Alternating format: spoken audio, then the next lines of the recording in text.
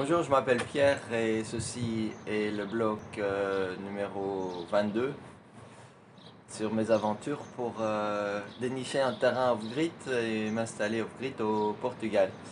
Alors aujourd'hui, je me trouve à Figueira da Foz, c'est-à-dire au centre Portugal mais à la côte. Et je vais acheter une caravane pour installer sur mon terrain. Voilà. Alors je vais vous montrer un petit peu comment ça se passe. Mais en gros, c'est vachement difficile de trouver une caravane pour un budget raisonnable. Et moi, c'est un budget dans les 1000-1500 maximum. Euh, donc j'ai cherché pas mal en France, en Espagne. J'ai trouvé des très bonnes caravanes en France, mais chaque fois, elles étaient prises rapidement par des gens locaux. Et même ici au Portugal. Donc là, ce que j'ai fait, c'est que j'ai regardé presque tous les jours quand je pouvais. Et donc, dès que j'en ai trouvé une bonne, j'ai proposé de verser un acompte et puis je suis parti directement le lendemain la voir. Alors, je suis arrivé hier. Voilà, il y a plein de choses à vérifier qui disent que ça marche. Et en fait, il n'y a pas grand-chose qui marche. Donc, ce matin, je vais encore demander de vérifier d'autres choses pour savoir ce que j'achète. Et puis, bon, voilà, c'est 1500 euros. Euh, s'il y a des choses qui marchent, moi je trouve ça vraiment valable.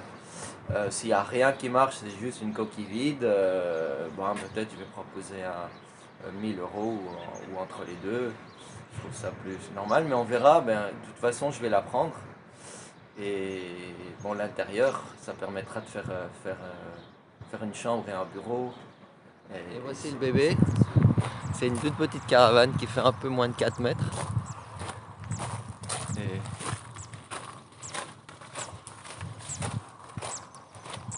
elle est pas transportable, mais il y a des feux provisoires pour la transporter. Voilà, un petit système provisoire de fermeture. Et voilà,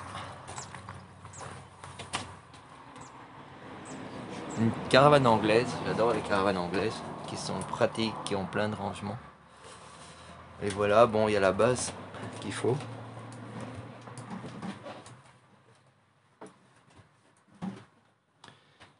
Et pour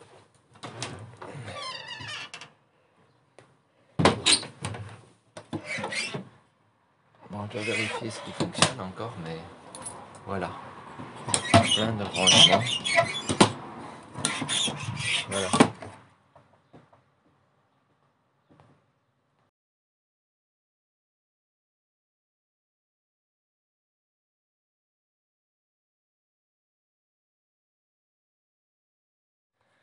Ben voilà, sur le chemin de retour à 120 km de chez moi, il y a une vitesse qui a lâché. Puis j'ai continué à rouler en me renseignant d'abord des conséquences. Et je suis arrivé à 15 km de chez moi et puis là il y a la boîte de vitesse qui a lâché. Et donc je suis immobilisé dans un petit village et donc là je vais faire remorquer et la voiture et la caravane pour rentrer à la maison. Voilà les aventures. Puis je vous montre quand on arrive. Tout ce qu'il faut pour avoir une caravane. Et voilà, le bébé, le bébé, je l'appelle le bébé parce qu'elle est toute petite.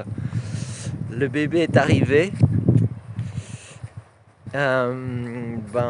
Grande frayeur en tout cas, parce que j'ai pété ma boîte de vitesse en la prenant hier. Et puis on m'a commenté que le bas de la caisse est tout rouillé et pourri et qu'elle est en très mauvais état. Alors j'espère que je pourrai arranger ça et voir l'état. Je vais devoir l'ouvrir complètement et la nettoyer complètement.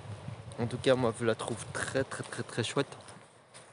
Et j'espère que je pourrai l'arranger. Alors là,